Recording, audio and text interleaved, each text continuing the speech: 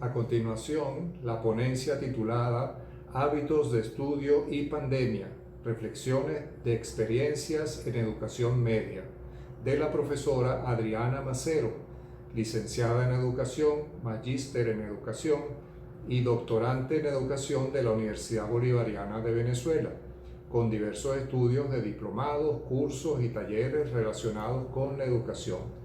Es además docente activo del Ministerio del Poder Popular para la Educación.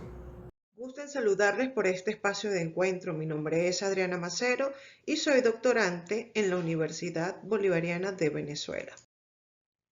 A continuación vamos a hablar lo que son los hábitos de estudio y pandemia y cuáles son esas reflexiones que quedan en relación a ese proceso que atravesamos todos los venezolanos, tanto estudiantes como docentes, durante esa fecha cumbre que generó la pandemia.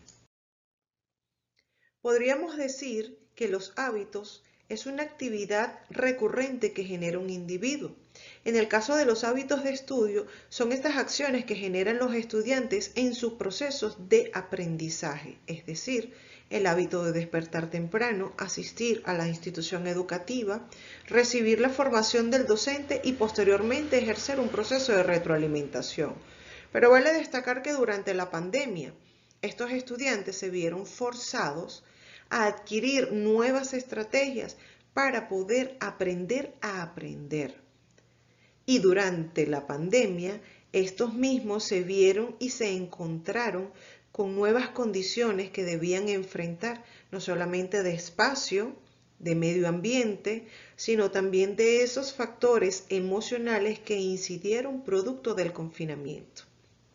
Entonces estos estudiantes se encontraron en un reconocimiento y puesta en práctica de un proceso de autorregulación y autosuficiencia. Es decir, estos estudiantes tuvieron que aprender a comprender cómo estudiar en condiciones diferentes y regular ese proceso de aprendizaje. Vale destacar que existen reforzadores al momento de estudiar, pero estos reforzadores, ¿cuáles pueden ser dentro de la casa cuando ya no es el ambiente de aprendizaje?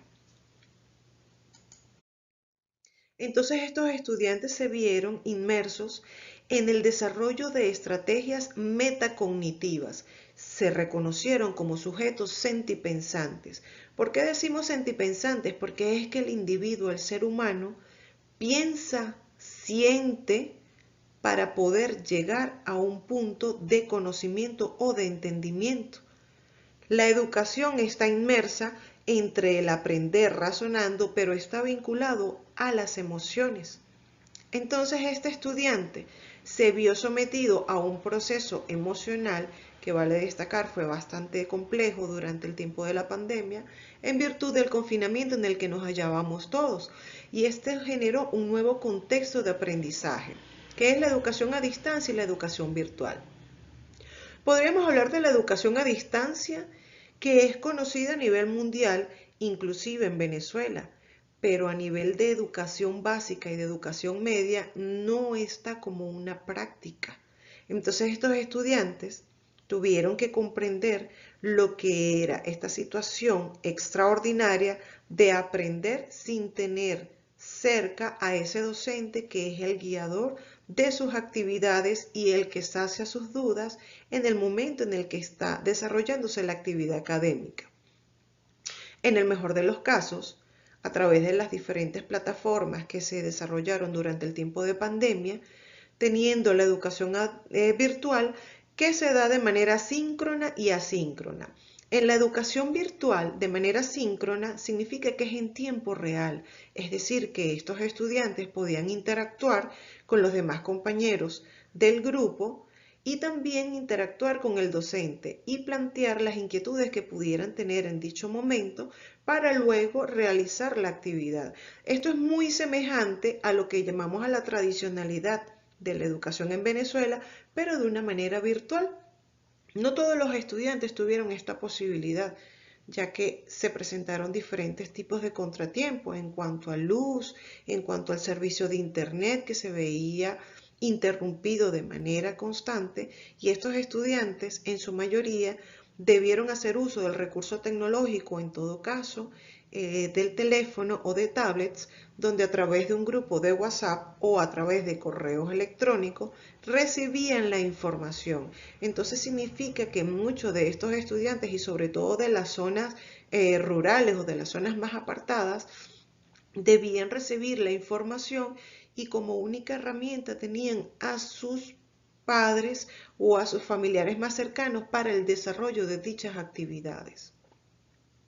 Significa esto entonces que esa construcción asertiva de los saberes se dio de manera síncrona y asíncrona, porque vale destacar que los estudiantes en esta generación tienen muchísimas habilidades a través de los recursos tecnológicos.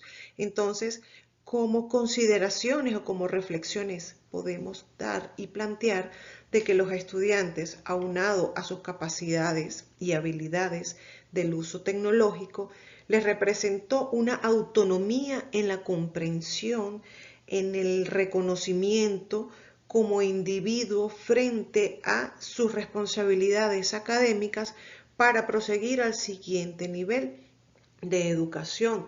Esto también podemos sumarle de que le generó cierto estado emocional que en muchos casos les sirvió para fortalecerse como estudiantes, ya que dominan con mucha facilidad lo que es el arte de utilizar el recurso tecnológico, pero les falta todavía contenido para poder desarrollar, porque es muy fácil para los educandos poder manejar o buscar alguna información, pero no tienen tanta profundidad en lo que es el uso de la inteligencia artificial y de cómo les ayuda a ellos en su proceso de investigación.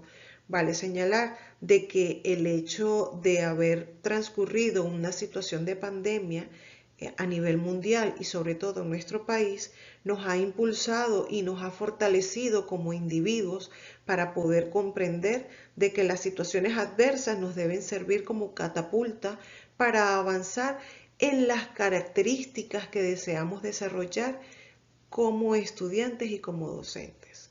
Muchísimas gracias y espero haya sido de utilidad la presente información.